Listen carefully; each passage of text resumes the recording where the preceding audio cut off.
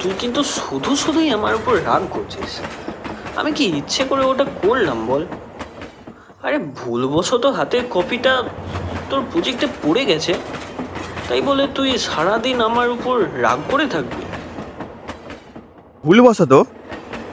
তোকে আমি ছোটবেলা থেকে দেখে আসছি তুই এভাবেই আমার সব কাজ পণ্ড করে দিস। তুই এতটা ডেসপারেট কি করে হোস আমি বুঝে পাই না। পুরো 2 দিন লেগেছিল আমার প্রজেক্টটা বানাতে। আরে ঠিক আছে, এবার থেকে একটু খেয়াল রাখবো না হয়, আর এরকম ভুল হবে না। আমি এবার উঠলাম, তবে বুঝলি আমার স্টেশন এসে গেছে, তুই সাবধানে বাড়ি যাস। আর হ্যাঁ, চিন্তা নিস না, তোর প্রজেক্টটা তৈরি করতে আমি সাহায্য করব, ঠিক আছে? ঠিক আছে, পৌঁছে আমাকে ফোন করিস তবে। দেবাংশু ট্রেন থেকে নামতেই কামরাটা পুরো ফাঁকা হয়ে গেল। রাতের শেষ ট্রেন হওয়ার কারণে ট্রেনটিতে তেমন ভিড় ছিল না। বেশিরভাগ লোকই তারকেশ্বরে নেমে গেছে। আমি নামবো আরামবাগে। দুদিকে ঝোপঝাড় পেরিয়ে ট্রেন এগিয়ে চলেছে দ্রুত গতিতে। কামরায় একা বসে বসে ট্রেনের ঝনঝন আওয়াজ শুনতে অস্বস্তি লাগতে লাগলো। ট্রেনের বাইরে সবকিছু যেন আলকাতরার মতো কালো অন্ধকার। অন্ধকারের বুক চিরে এগিয়ে চলেছে ট্রেন। একভাবে বসে থাকতে থাকতে কখন যে চোখে ঘুম এলো টেরই পেলাম না। চোখ খুলতে দেখলাম ট্রেনটা এক জায়গায় দাঁড়িয়ে আছে। দেখলাম বাইরে একটা বড় লাইট জ্বলছে। রাত্রি তখন 8:30। ফোনের অ্যাপে চেক করে দেখলাম ট্রেনটি মায়াপুরে ঢোকার মুখে দাঁড়িয়ে আছে। প্রায় এভাবে 15 মিনিটের মতো বসে থাকার পরেও যখন ট্রেন ছাড়লো না, আমি তখন উঠে পড়লাম। গেটের কাছে এসে চারিপাশটা একবার চোখ বুলিয়ে নিলাম। না, তেমন কিছু তো চোখে পড়লো না। তাই আমি চললাম এবার ড্রাইভারের কেবিনের দিকে।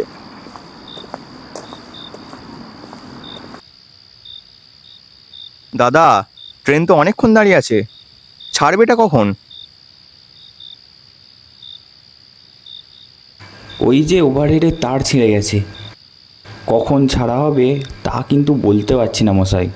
সে কি? তাহলে এখন কি হবে? ইলেকট্রিক্যাল ডিপার্টমেন্টে খবর দেওয়া হয়েছে, কিন্তু তাও সব কিছু ঠিক করে ছাড়তে ঘন্টাখানেকও লেগে যেতে পারে। কি মুশকিল, এতক্ষণ তাহলে কি করব? বসবেন বসুন, না হলে কাছেই তো বাস স্ট্যান্ড, গিয়ে দেখেন যদি বাস টাস পান। কিন্তু এখন তো অনেক রাত হয়ে গেছে, বাস পাবেন বলে আমার তো মনে হয় না। এমনিতেও এখানে চুপচাপ বসে থেকে কিছু হবার নেই, তার চেয়ে বরং গিয়ে দেখিই না যদি গাড়ি টাড়ি পেয়ে যাই। ঠিক আছে, আমি বরং গিয়েই দেখি। হ্যাঁ যান, তবে রাতের বেলা ট্রেনে বসে থাকলেই ভালো করতেন। ড্রাইভারের কথায় তোয়াক্কা না করে আমি এগিয়ে চললাম বাস স্ট্যান্ডের দিকে। সত্যি কথা বলতে কি, এমন সময় কোনো গাড়ি পাবো বলে আমার খুব একটা মনে হয় না। একান্তই যদি কোনো গাড়ি না পাই তাহলে আবার স্টেশনে ফিরে আসবো। রাস্তায় এসে দাঁড়ালাম, 15-20 মিনিট হয়ে গেল। গাড়ি তো দূরের কথা, গাড়ির একটা হর্নও শুনতে পেলাম না। এতটা পথ আসা কি তাহলে ফালতু হয়ে গেল? যখন এবার স্টেশনে ফিরে যাওয়ার জন্য মনস্থির করলাম, দূর থেকে একটা ইঞ্জিনের শব্দ পাওয়া গেল।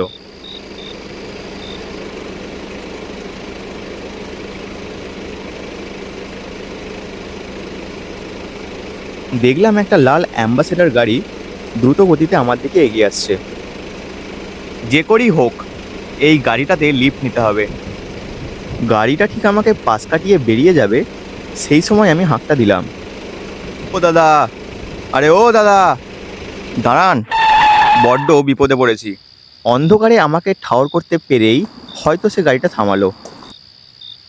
দাদা, একটু আরামবাগের দিকে যাব, যদি একটু লিফট দেন। আসলে অনেক রাত হয়ে গেছে তো, তাই মনে হয় না আর কোনো গাড়ি পাবো বলে। ওসব লিফট টিফট হবে না মশাই, গাড়িতে যদি চাপেন তো ভাড়া দিতে হবে। আচ্ছা, তাই দেব। এটা যে ভাড়ার গাড়ি, আগে বুঝলে ডাইরেক্ট ভাড়ার কথাই বলতাম। আমি এমনিতে বাড়ি ফিরছিলাম, আরামবাগ যেতাম না। আপনি এত করে রিকোয়েস্ট করছেন বলেই যাচ্ছি। উঠে পড়ুন, তবে আমাকে 200 টাকা দিতে হবে, কারণ ওখান থেকে এতটা রাস্তা আমাকে একা ফিরতে হবে তো। এত রাতে আর প্যাসেঞ্জার পাওয়া যাবে না। আচ্ছা ঠিক আছে, তাই দেবো নয়, চলুন তাহলে। গাড়িটা ধীর গতিতে চলতে শুরু করলো। লোকটা যে ভারী অভদ্র সে বিষয়ে কোনো সন্দেহ নেই। সে যাই হোক, এত রাতে রাস্তায় ভদ্রতা খুঁজতে হলে দাঁড়িয়ে দাঁড়িয়ে মশার কামড় খেতে হবে। মাঝরাতের নিস্তব্ধতা কাটিয়ে গাড়িটা হাইওয়ের বুক চিরে এগিয়ে চলেছে। আমরা কিছুক্ষণ একে অপরের দিকে একভাবে তাকিয়েছিলাম। তারপর লোকটা হঠাৎ নিস্তব্ধতা কাটিয়ে ভারী গলায় বলে উঠল, তা দাদা, এত রাতে আপনি এখানে দাঁড়িয়ে কি করছিলেন? এমন সময় তো এদিকে কেউ আসে না। ট্রেনের টাইম তো এটা না। শেষ ট্রেন তো অনেকক্ষণ বেরিয়ে গেছে। আরে ওটাই তো সমস্যা হয়েছে মশাই। আমি আসলে ওই ট্রেনেই ফিরছিলাম, কিন্তু ট্রেনটা যে এখানে এসে খারাপ হয়ে গেল। আর আমারও সেই সময় চোখটা একটু লেগে গেল। যতক্ষণে আমার ঘুম ভাঙে ততক্ষণে ট্রেনের সব লোক নেমে গেছে। দেখুন, আপনি মানুন না মানুন, সবই ভাগ্যের পরিহাস। আপনার ভাগ্যে এটাই লেখা ছিল। মানে কি বলতে চাইছেন আপনি? মানে এই যে আপনি এত রাতে এখানে দাঁড়িয়েছিলেন, আপনার ভাগ্য খুব ভালো মশাই, তাই আমার সাথে আপনার দেখা হয়ে গেল। না হলে এতক্ষণ ওখানে দাঁড়িয়ে দাঁড়িয়ে মশার কামড় খেতেন। ভাগ্যবান ব্যক্তি না হলে কি আর আমার দেখা পান? শুনুন মশাই, যার ভাগ্যে যা লেখা থাকে তার সাথে তাই হয়। ভাগ্যকে কখনো বদলানো যায় না। হ্যাঁ হ্যাঁ, সে তো অবশ্যই। আজ কিন্তু আপনি জোর বাঁচা বেঁচে গেলেন। কেন বলুন তো? আসলে এই রাস্তায় একটা তান্ত্রিকের প্রেতাত্মা ঘুরে বেড়ায়। শোনা যায় আজ থেকে 150 বছর আগে তন্ত্রমন্ত্র চর্চা করতে গিয়ে কাল পিশাচের অভিশাপে সে শাপগ্রস্ত হয়েছিল। যতদিন না সে 1000টা নরবলি দিয়ে কাল পিশাচকে সন্তুষ্ট করে, ততদিন তান্ত্রিকটার আত্মা কাল পিশাচের কাছে বন্দী হয়ে থাকে। তাই তো তান্ত্রিকটার আত্মা এই পথে ঘুরে বেড়ায় জীবন্ত মানুষের খোঁজে। আরে দূর দূর দূর, এত রাতে এই সব গল্প কি যে শুরু করলেন আপনি! একেবারে গুল গল্প দিচ্ছেন। ড্রাইভারটা শুনে চুপ করে গেল। গাড়ি তার নিজের ছন্দে এগিয়ে চলেছে। গাড়িটা একটা কাঁচা রাস্তায় এসে থামলো। বাইরেটা একটু তাকিয়ে দেখুন মশাই। চারিদিকটা মিশমিশে অন্ধকার, তবে কয়েক জায়গায় আগুন জ্বলছে। বোঝা গেল এটা একটা পরিত্যক্ত শ্মশান। বাতাসে চামড়া পোড়ার গন্ধ মমা করছে। আমি একটু ভয় পেয়ে গেলাম বটে। এটা কোথায় নিয়ে এলো আমাকে? এ আবার গলায় ছুরি চেপে ধরবে না তো? গাড়ির ভিতরে চোখ ফিরিয়ে চমকে গেলাম। ভিতরে কেউ নেই। এতক্ষণ কি তবে আমি একাই ছিলাম? লোকটার কোনো চিহ্ন নেই। শ্মশানের পাশে নির্জন রাস্তায় কোনো এক অজানা বিভীষিকা আছে বলে আমার মনে হলো। দাদা, ও দাদা, কোথায় গেলেন? গাড়ি থেকে নেমে চারিপাশটা ভালো করে দেখে নিলাম। না, লোকটার কোনো চিহ্ন নেই। ও দাদা, কোথায় গেলেন?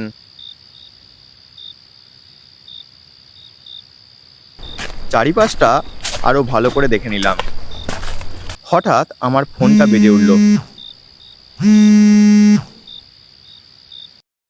কিরে আদিত্য, বাড়ি পৌঁছেছিস? আরে না রে দেবাংশু, এক জায়গায় খুব বাজেভাবে ফেঁসে গেছি। মানে কি হয়েছে, একটু খুলে বল তো আমাকে। একটা গাড়িতে লিভ নিয়েছিলাম। ড্রাইভারটা কোথায় একটা শ্মশানের কাছে নিয়ে চলে এলো। এখন তো আবার ড্রাইভারটাকেও দেখতে পাচ্ছি না। এই দেখতে পাচ্ছি না মানে কি? দাঁড়া দাঁড়া 1 মিনিট। তোর বাড়ি তো স্টেশনের কাছেই, তাহলে তুই হঠাৎ গাড়িতে লিফট নিতে গেলি কেন?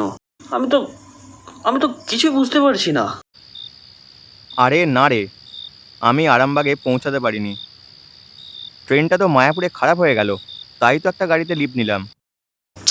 না না, তুই কিন্তু এত রাতে এরম অচেনা লোকের গাড়িতে লিফট নিয়ে একদম ঠিক করিসনি।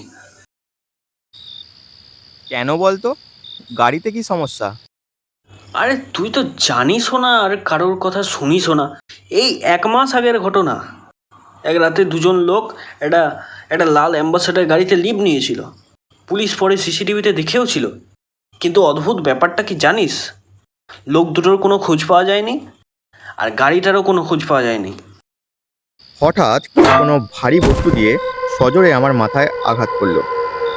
তারপর ঠিক কি হয়েছিল বলতে পারছি না, কিন্তু যখন জ্ঞান ফিরল দেখতে পেলাম চোখের সামনে যজ্ঞের আগুন দাউ দাউ করে জ্বলছে।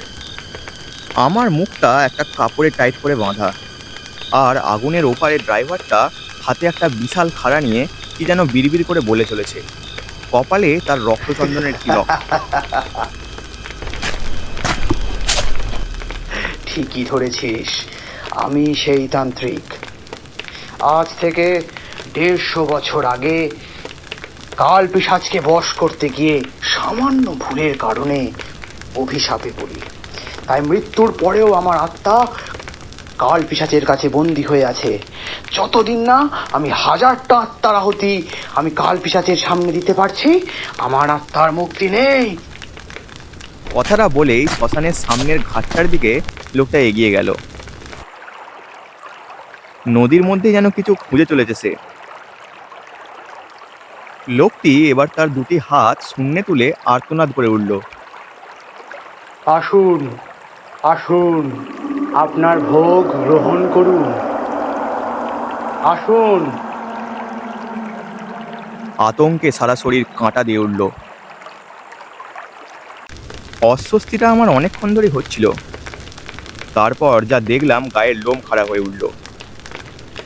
দেখলাম বিশালাকার একটি মাথা জলের তলা থেকে ভেসে উঠল। চোখগুলো তার জলজল করছে, লালসা ভরা দৃষ্টিতে সে আমার দিকে তাকিয়ে আছে। তার আকারটা ঠিক ঠাউর করতে পারছিলাম না, কিন্তু যখন সে উঠে দাঁড়ালো তার আকার নিয়ে আর কোনো সংশয় রইল না। পিশাচটির বিশাল দেহ আকাশের গায়ে গিয়ে ঠেকেছে। ভূষো কালির মতো অন্ধকার দেহ তার, তাতে জলজল করছে দুটি চোখ। বিশাল বিশাল তার দাঁত, জীর্ণ তার শরীর, যেন হাজার হাজার বছর ধরে সে অভুক্ত। তাই তার খাবারকে কাছে পেয়ে লালসার দৃষ্টিতে তাকিয়ে আছে। তারানাথ, আজ থেকে 150 বছর আগে তোর তন্ত্র সাধনার মাধ্যমে আমাকে জাগিয়ে তুলেছিলিস তুই। আমাকে ক্ষুব্ধ করেছিলি তুই। সেদিনই আমি প্রাণ নিয়ে নিয়েছিলাম তোর, কিন্তু তোকে প্রতিশ্রুতি দিয়েছিলাম যদি তুই প্রতি বছর আমাকে 5টা করে আত্মার আহুতি দিস এবং এইভাবে 1000টা আত্মার আহুতি সম্পূর্ণ করিস, তাহলে তোর আত্মাকে আমি মুক্ত করে নেব। তবে এই নিয়ে এবছর তুই আমায় 4টে আত্মা আহুতি দিয়েছিস, তবে কি এইটা 5ম আত্মার আহুতি? আমার 5ম ভোগ তুই আমাকে নিবেদন করতে এসেছিস? হ্যাঁ প্রভু, এই হলো আপনার 5ম ভোগ। মনে মনে আমি ড্রাইভারটিকে গালিগালাজ করতে লাগলাম। শয়তান, আমাকে মিথ্যা কথা বলে আনলি তুই। আজ তাহলে তোর 750টা আত্মার আহুতি সম্পূর্ণ হতে চলেছে। এখনো 250টা আত্মার আহুতি দেওয়া বাকি। এভাবে চলতে থাকলে পরবর্তী 50 বছর পর তোর আত্মা মুক্তি পাবে। তবে যদি কোনো কারণে ভোগ নিবেদন করতে ব্যর্থ হোস, তোর আত্মা চিরকালের জন্য আমার অধীনে চলে আসবে। বিশাল আকার এই মূর্তির সামনে নিজেকে একটা খেলনা পুতুলের মতো লাগতে লাগলো। আর কোনো রকম বাঁচার আশা চোখে পড়ল না।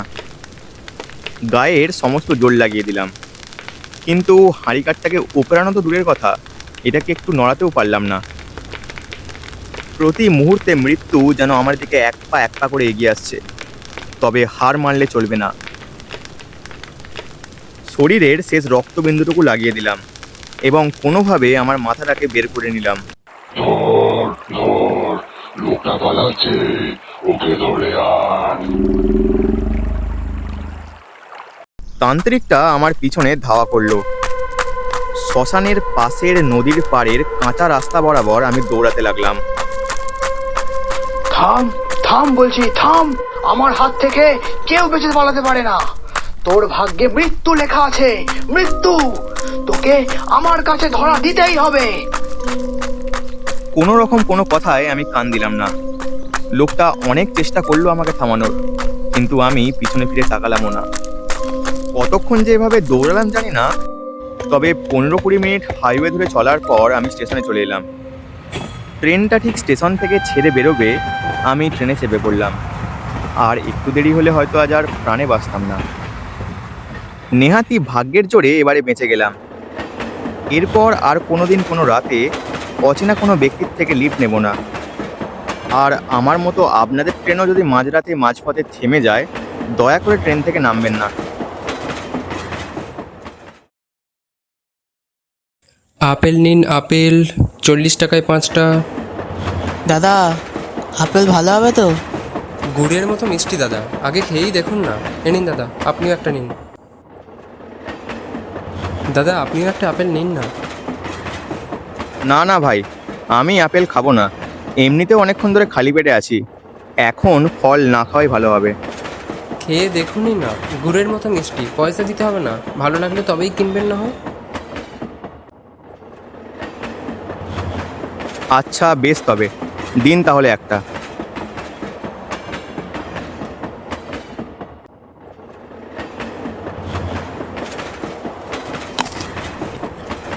হ্যাঁ দাদা, আপনার আপেল তো বেশ মিষ্টি। চিন্তা করবেন না, আপনার আপেলের টাকা আমি দিয়ে দেব। বিনা পয়সায় গরিবের কোনো জিনিস আমি নিই না। হঠাৎই আমার মাথাটা ঝিমঝিম করে উঠল। তারপর ঠিক সেটাই ঘটলো যেটার ভয় আমার ছিল।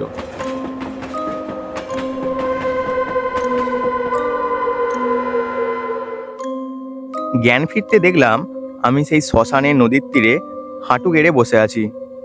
আমার দুটি হাত বাঁধা। জল থেকে উঠে আসছে কালপিশাচ। তান্ত্রিকটা আমার পিছনে হাতের খাড়াটা শূন্যে তুলে অট্টহাসি দিচ্ছে। সত্যি, ভাগ্যে যা লেখা থাকে তাই হয়। ভাগ্যের হাত থেকে পালিয়ে কেউ কখনো বাঁচতে পারে না। আপনাদের কাছে একটাই অনুরোধ করব, আজ আমি যা যা ভুল করলাম আপনারা তা করবেন না। এবং ট্রেনে অচেনা কোনো ব্যক্তির থেকে খাবার নিয়ে খাবেন না। কারণ তারানাথের এখনো 250টি আত্মার আহুতি দেওয়া বাকি আছে।